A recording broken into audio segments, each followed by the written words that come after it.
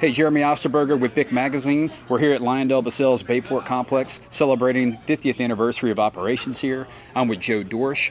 Joe is project director for the new PO TBA plant that's being built Channelview as well as here in the Bayport Complex. That's correct. So Joe, let's get right into it. Talk about that project, where do we stand, and just for those that are familiar with it, what is the investment?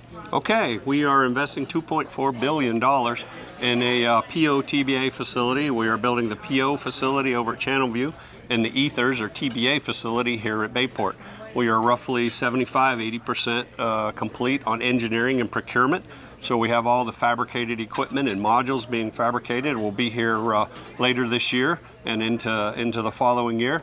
And we are rapidly increasing our construction presence at both sites. We're in the middle of foundations and undergrounds and finished up site prep. So now we're getting ready to really pour the 80,000 yards of concrete that we have to pour for all of our foundations at both facilities.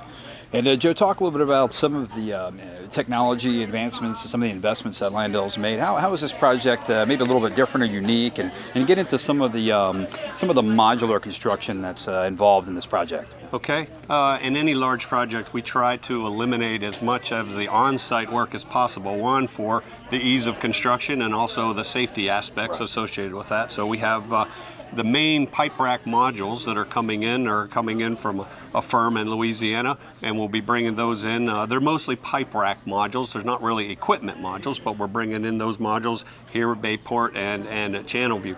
We'll bring both of those into the Port of Houston and then bring them into the facility and put those onto the foundations here as we get those complete later in the summer of this year. But talk a little bit about some of the contract staff. What's the volume of contractors you might have on staff, and let's say sort of peak of the project? Yeah. So right now here at Bayport, we're just over 300 people with S&B contractors, and at the Channelview facility, we're up just over 600 people with Zachary, who is our main GC contractor there.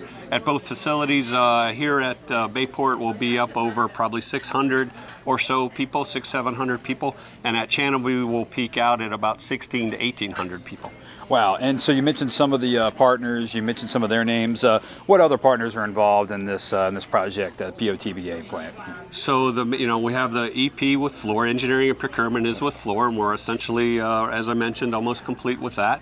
Zachary is the main contractor at Channelview. The Bayport is S&B contractors, and several subs. Some have not been determined yet for the tanks and the cooling tower and some of those activities. We're procuring equipment from all over the globe, both domestically and internationally.